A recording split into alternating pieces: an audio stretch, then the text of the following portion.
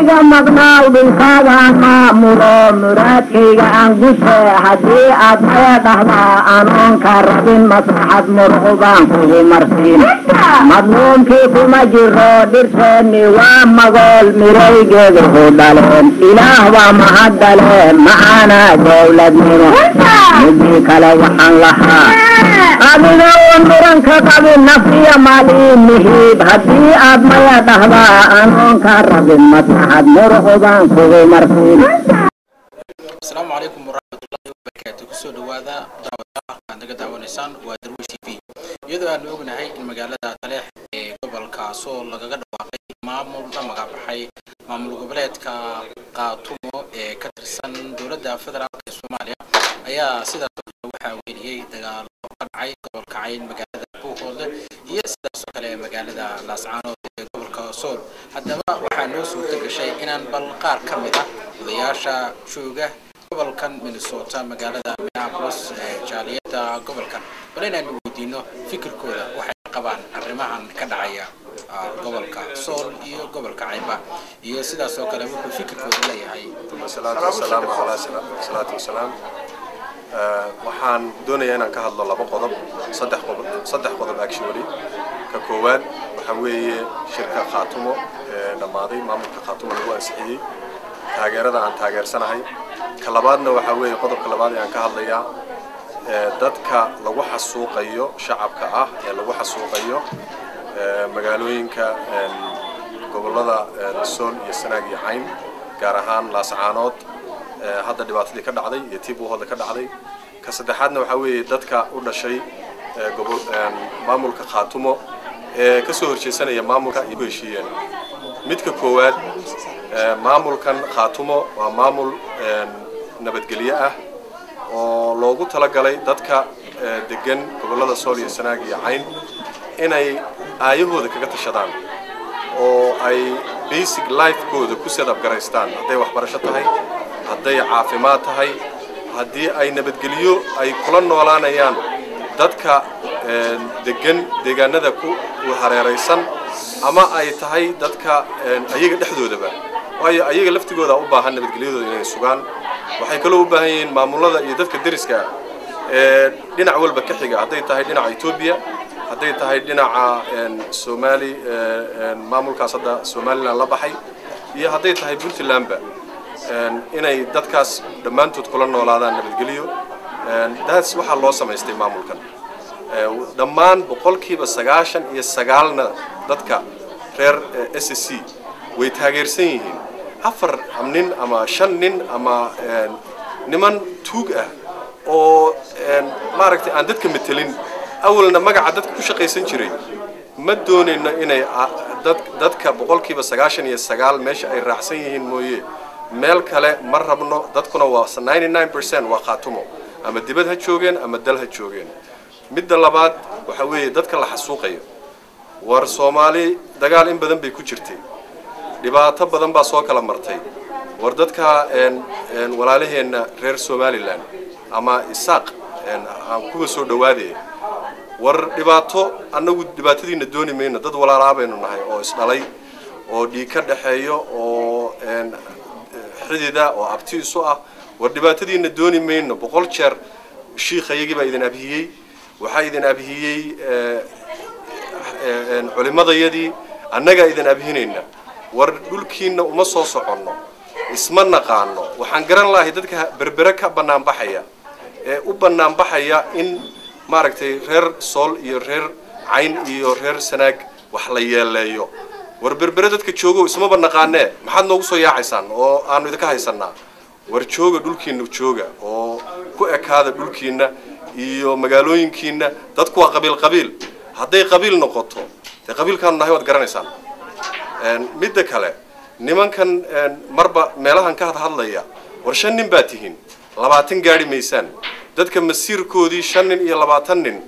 ma qaadan karaan mana ka yeelino inay 5 nin iyo 20 nin oo marba meel ula cararaan dadka masiirkoodii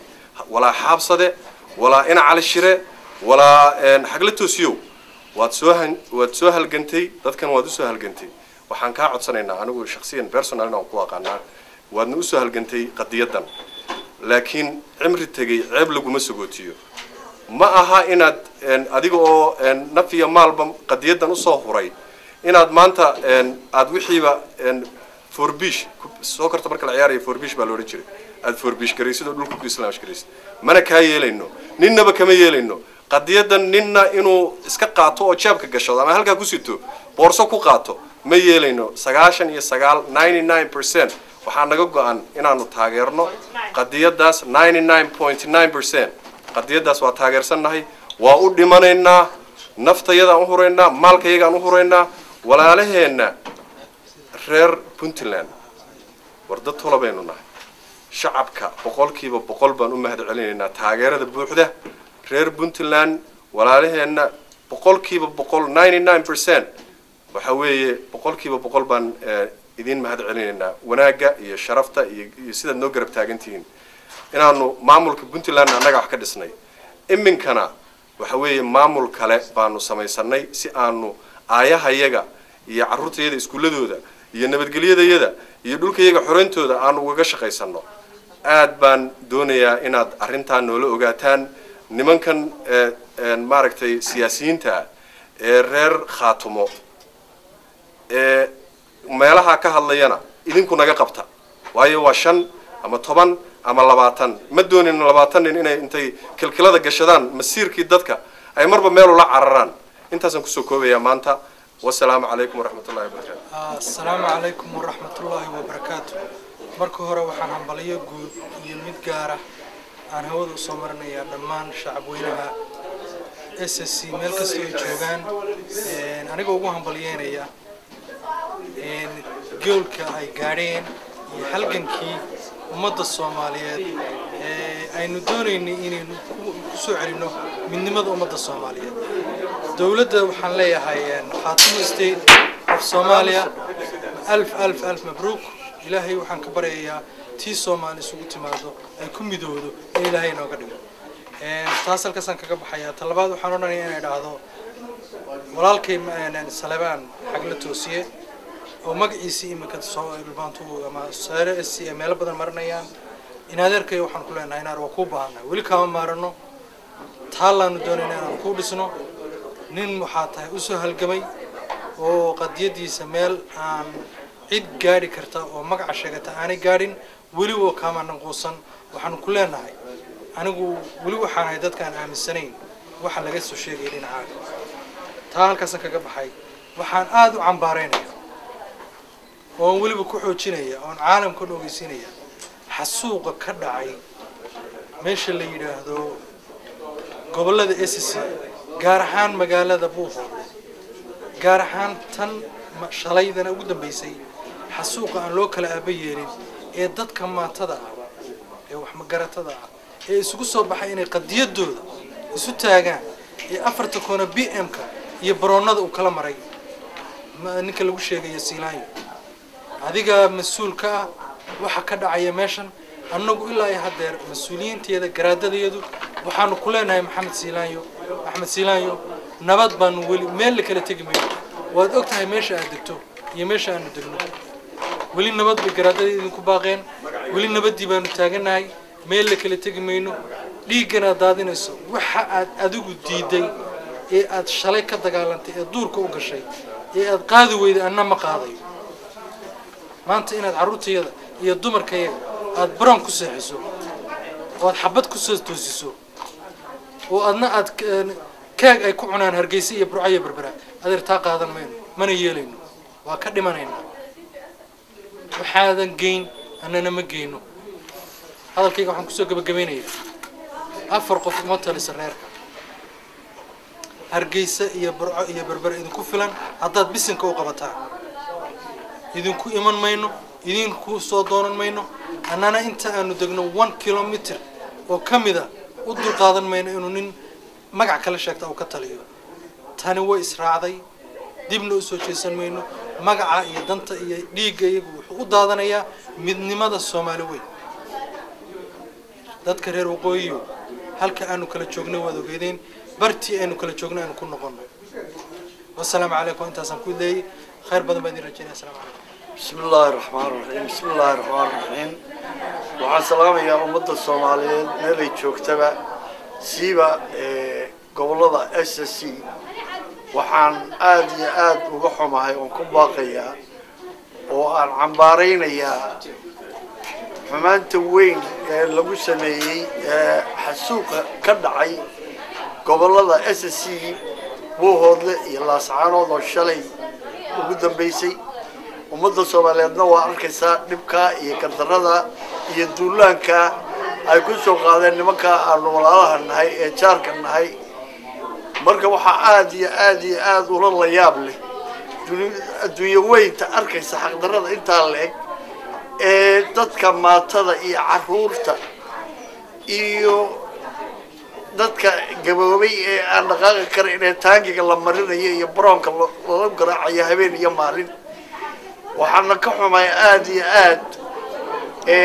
daarood weyne wuu arkaa dhashoodii iyo ummadooda maalin walba sidaa loo gelayo oo aan wax dhaqdhaqaaqa ka samaynayn aad iyo aad baan u xumay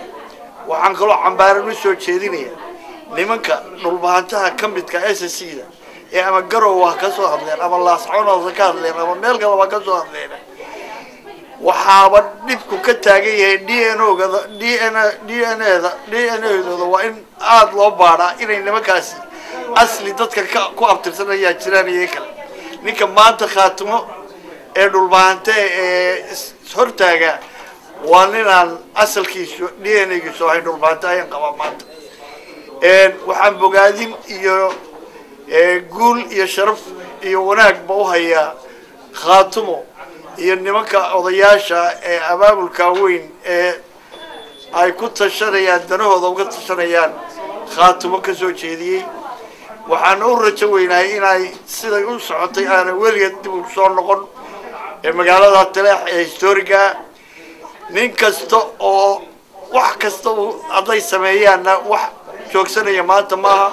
dadka dantooda ka tashanaya ee aan cid kale oo bini aadam ku gardaroonayn sida nimanka dulumaadka nagu soo qaaday war anagu waxba idinku soo duulimayno waxa caruurtayada iyo maatada iyo dumarkayga maalin walba taanka ugu soo duulaabaysaan dee ilaahayna waa arkaya ummadda ilaahayna waa arkaysa waxaan sayidin sheegaya adeer waa isnaqaana reerkan waa taqaaniin laguma soo degdego waxayna noqonaysaa runtu markaan idin sheego in buurihii lagu noqonayo runtu waa midka buurihii lagu noqonayo la wanaag diiday barya dambe oo la idin baryay iyo war naga joogay naga daayato ma jirto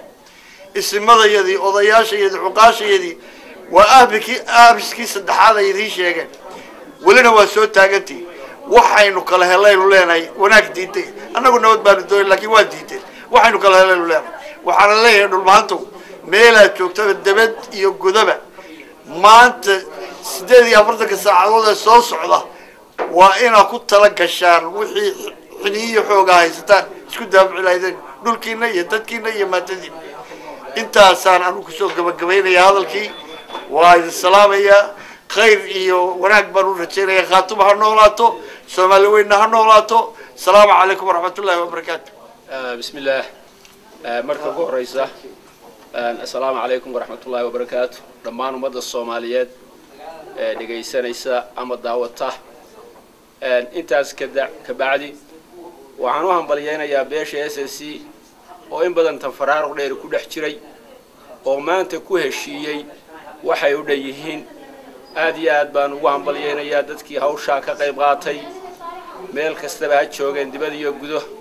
taytalkay doonaan ba wateen arintii muddo badan la daba joogay ayaad maanta ku guuleysateen insha Allah waxaan rajaynayaa in halka looga sii dhawaado oo laga sii hagaajiyo mooyaan aan dib looga noqon waxaan kaloo tahniyad iyo hambalyo u dirayaa iyo mahadba shacab weynaha Soomaaliyeed ee jecel midnimada Soomaaliya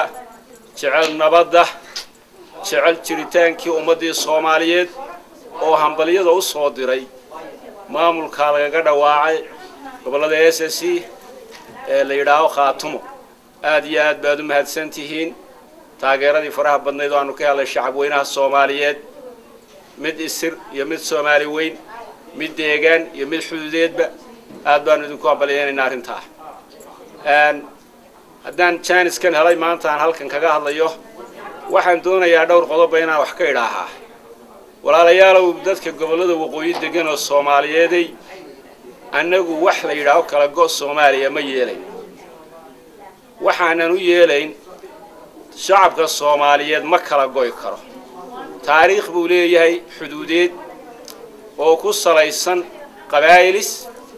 ku salaysan isticmaalkii mid ahayd ku salaysan tii 60kii markii xorriyadda la qaatay ku salaysan tii burburkii Soomaaliyeed iyo 4.5kii walaalayaalow mustacmarkii ama gumaystihii laga xoroobay inay qaalib ka noqoto xuduuduhu u sameeyay gumaystuhu dalka Soomaaliya oo ka muhiimsanaado tii islaamnimada tii Soomaalinimada tii qabaa'iliska iyo tii markii gobonimada Soomaaliya la helayba waa arin mucjiso ah arintaas waqtiga iskaga qaadinina dhiigina iyo dhiigayagu xalaal isuma dad islaam baynu nahay arintaas mar baad ku fashilanteen laba goor baad ku fashilanteen waa fikir ma dhalaysa mana shaqaynayo walaalayaalow wixii nabad lagu waayo wallahi baan culaad loogu helayn wixii is afgarad iyo islaamnimo iyo derisnimo lagu waayay lagu heli maayo xabad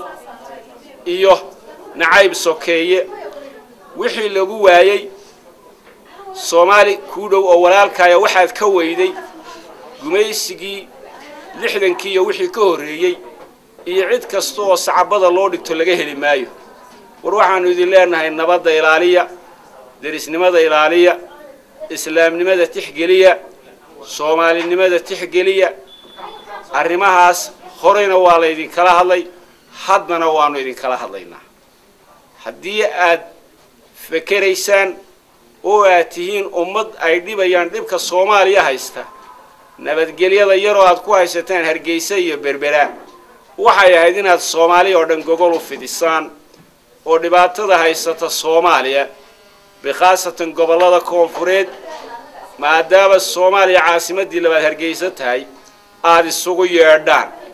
oo aad midnimada Soomaaliya ka qayb qaadataan iyo sidii xal loogu heli lahaa mushkilada taagan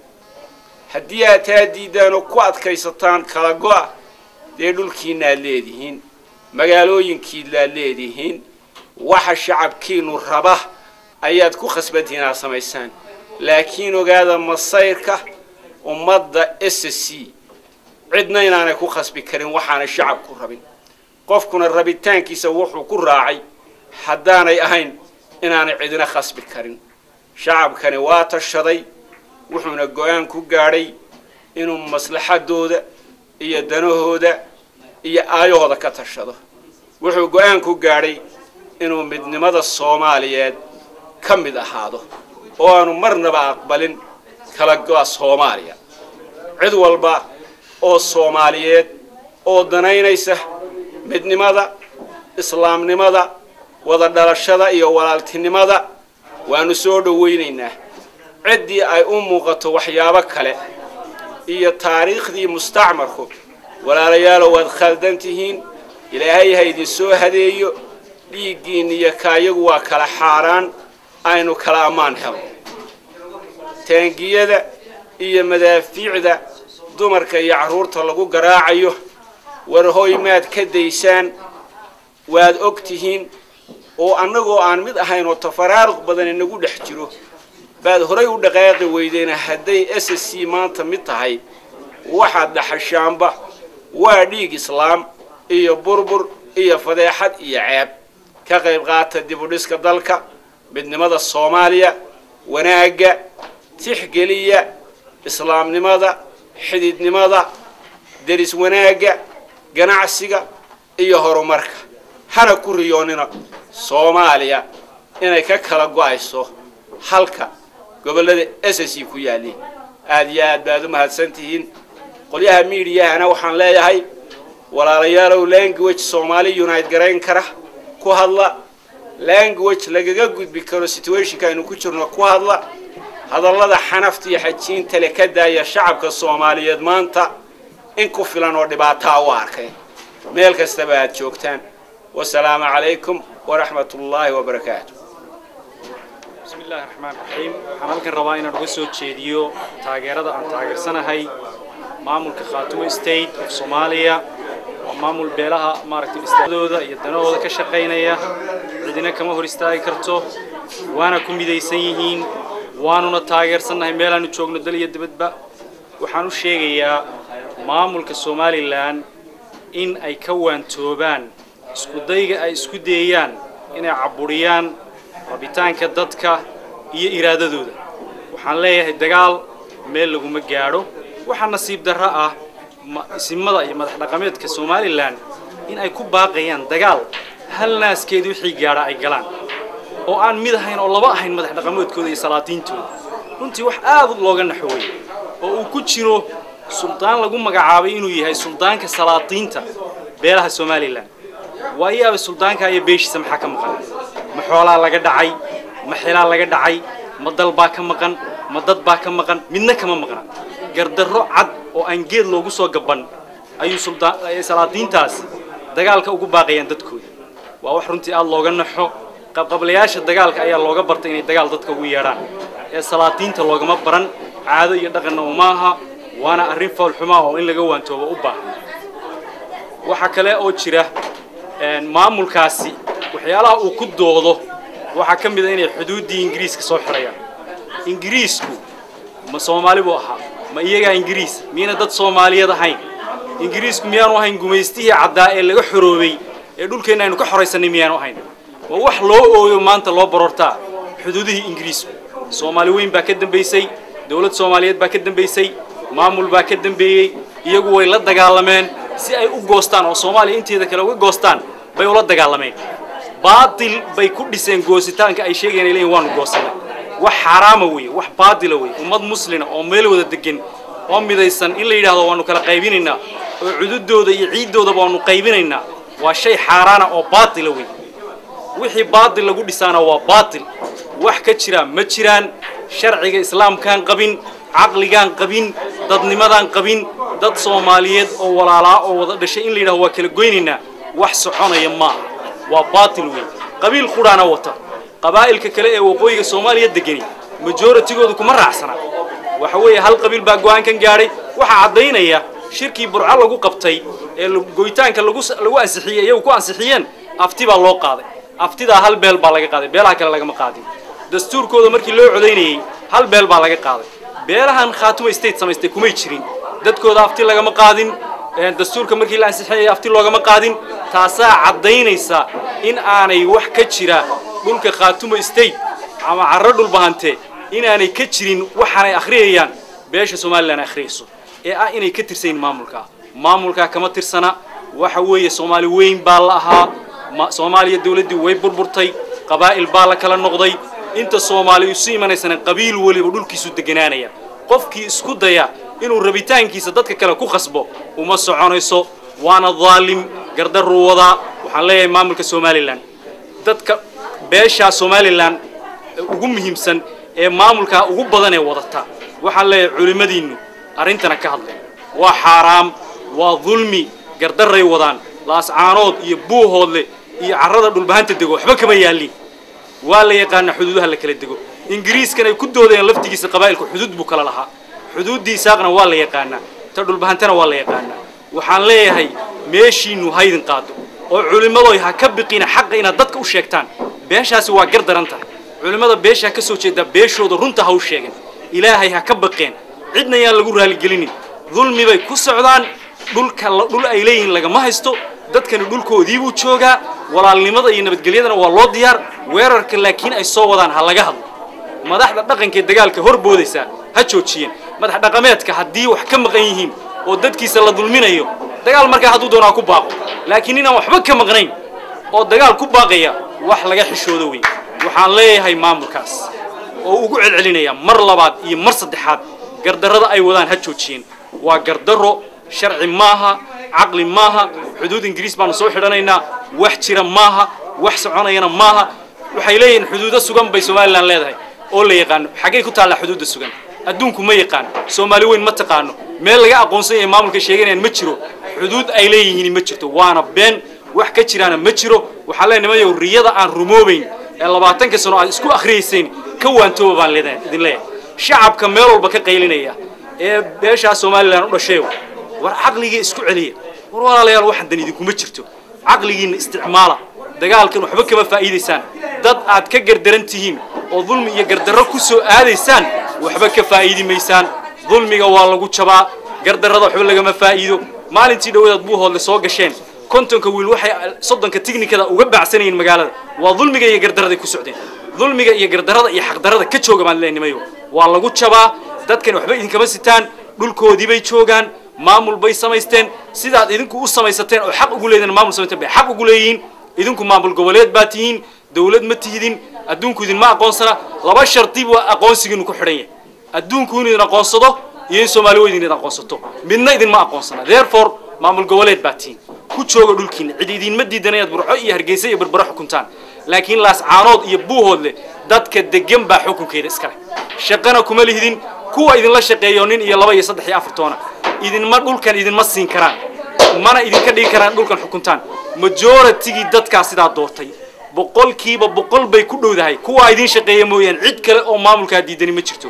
dadka intiisa kale waa taageersan yahay waxaan leeyahay maamulkaasi ha ka waantooba gardarrada dulmi weey Soomaali weynna waxaan leeyahay oo fariin ugu diraya dadka beelaha maamulka samaystay Khaatumo State of Somalia waxay difaacayaan waa Soomaali waa midnimadeeda waa qarannimadeeda waa sharafteeda yaanay idin sinaanin dadka maamul Soomaaliyeed qarannimadeeda iyo midnimada difaacaya iyo dadka kala goynaya waa inay idin sinaanin markasta waa inaad barbar istaagtaan dadka xaq wada dadka midnimada ummadda ilaalinaya dadkii waligood u soo dhiman jiray dadkii u dagaalami jiray dadkii u halgamay dadkii Ingiriis kula dagaalamay ee Talyaani kula dagaalamay inay Soomaaliya madax banaanato inta u dagaalamay u dhimanayay maantana wali u taagan oo calankii meel walba la taagan oo u halgamaya Soomaaliya waa inaad dadka taageertaan ma aha inaad taageertaan dadka kala goynaya ee awoodda ummadda daciifinaya ee Soomaali cadow iyo nacab u loogaya dadka waa in la taageerin waa in la taageeraa dadka xaq wada iyaga la hadla u aqli celiya gartooda u sheega intaasaan kusoo gabagabeynaya wabillahi tawfiiq anigu halkan maanta waxaan ka jeedinayaa marka hore hambaliyo ah Khaatumo State of Somalia waxaan u hambaliyeynayaa dhammaan bulshooyinka dal iyo dibadda meesha joogto Khaatumo State of Somalia waxaan leeyahay bulshada Khaatumo State waa maalintii idinku horeysay ee waxaad leedihiin aad heshaan jaaniska aad maanta hesheen oo ah jaanis aad u qurux badan waxaan idinkula dardaarmayaa aad leeyahay cid maanta jaaniska aad haysataan ma jirtee inaad ku far adeegtaan u dhabar adeegtaan isugu dulqaadataan meel kasta oo aad joogtaan cidna aydin ku dulmiin walaa mid dariskiina walaa mid deegaankiina degan xushmad iyo respect aad kula noolaataan adkaysataan maamulkiina kalsooni buuxdana ku qaadaan madaxda idin hogaaminaysa aydin eegin hebel weeye waa hebel geedkii waa qurac geedku waa meegaag waxaa inaad ka baxdaan aan hubo inaad ka baxdeen ilaa laga bilaabo maalintii aad soo tagteen geedkii weynaa ee bardaha ahaa tan kale waxaan leeyahay maamulada dhinacyada idinka xiga waxaan leeyahay nabaddu aad bay u qurux badan tahay in la isqiimeeyana aad bay u fiican tahay in la isku xadgudbo dulmi ma rabno inaan idinku dulmiyo oo idinku xadgudbo inana ma rabno in lagu xadgudbo oo nala dulmiyo waxaan leeyahay nin walba iska daa yacni ii sheeg inaad bini aadan ilaahay abuuray aad dulmido aad taado dhulkan aniga iska leh ka guura xaq maaha ilaahayna ma qorin dulmigana ilaahayna ma jecla aadamiisuna ma jecla Puntland waxaa leeyahay waxaan u hambaliyeynayaa shacab weynaha reer Puntland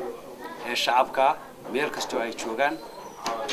hiilka iyo hooga iyo ay nasiiyeen ay nala garab istaageen maamulka iyaga nimanka maamulka iyagu waa siyaasad waanu isognahay iyaga laakiin dib male qof walba aragtidiisa ayuu hadlaa ama aragtidiisa ayuu arkaa nimankan u dhashay deegaankan Khaatumo ee ka soo jooga labada maamul ee dhinacyada waxaan leeyahay warxilligii aad u kala dabqaadi jirteen waa la dhaafay taa iska ilaawa wixii aad dadka ku kala qaybin jirteenna waa la dhaafay filin hore u dhammaaday niman iyo xilligiisa dhamaaye intaad rag iska dhigtaan oo caqliga kaashataan dadkii la kala kaxaysanayay dhamaaye intaad dib u maskaxdiina eega kullay iyo waqtigii dhamaaye bal idinku naftiina saad ula badbaadi lahaydeen falowgeed qabta iyo meeshii aad ku noolaan lahaydeen dadkani tage tashade mana soo noqonayaan taladoodana gooste leadership bay yeesheen taladoodina meel bay ku ururtay waxaan si aad uga xumahay nin deegaanka ka mid ah oo magaca sheeganaya oo ku hadlayay maalintii dhaweed xaabsadee lahaa buu hoodlaan galo sidan aanu yeelay wallahi aad baan uga xumahay adoo isku sheegaya nin weynaa tahay siyaasiya inaad waxa ku hadasho aad baan uga xumahay nimankii kale ee intay taleex tageen ee gogashii fariisteen ee haddana intay garow yimaadeen waxa ku hadlayna aad baan uga xumahay isla yaabaan oran lahaa waan leedin og yahay waan leedin yaqaan inaad wax kale ay ka shaqeeynaad ummadda inaad kala kaxaysaan oo aad ka shaqeysaan marka nin la og yahay waxba energy ha iska lumin missionka aad wadaan ay idin socon maayo SSC bulshada ku dhaqan Soomaaliya sanaaga ku aadtirta Khaatumo mid bay noqotay wayna israacday nuxnux iyo sheekadaana way ilowday waxaan u hambalyeeynaa madaxda sharafta leh ee la doortay inay hoggaamiyaan aad baan ugu hambalyeynayaa ilaahayna waxaan ka baryayaa inuu dhammaantiin idin fududeeyo xilka adag ee la idin dhiibay wabillahi tawfiiq assalaamu calaykum waxaanu barnaamijkan oo ah barnaamij qaasa aan ku soo qaadanaynay bal dadka jaaliyada gobolka Minnesota siday u arkaan xaaladda ka jirta deegaanada SSC iyo maamulka gobolada waqooyi iyo dirirta u dhaxaysa ee ka socota deegaanada gobolka Cayn iyo gobolka Sool jaaliyada ayaa sidaas oo kale waxa ay shir weyn ku leedahay magaalada Minneapolis bishan 8 halkaas oo ay ku taageeri doonaan si dhameystiran maamulkan cusub ee laga dhawaaqay halka inta aanu barnaamij noocan oo kale ku kulmi doono anigoo Ahmed Larry halka naga daawanaysan waa Darwish TV waxaan idinkaga tagaynaa sidaas إذا مقنع بالكذا مامورا مراتيجا أنجسه هدي أبدا أنا كرب مصلحة مرغوبان كل مرسين مظلوم كيف ما جرى درسني ومقول مريجا ذهولين إله وما هدلين معنا دولة منه نجي كلا وحن لها أبدا ونورن كتب النفي مالي مهيب هدي أبدا دهلا أنا كرب مصلحة مرغوبان كل مرسين مظلوم كيف ما جرى درسني ومقول مريجا ذهولين إله وما هدلين معنا دولة منه نجي كلا وحن لها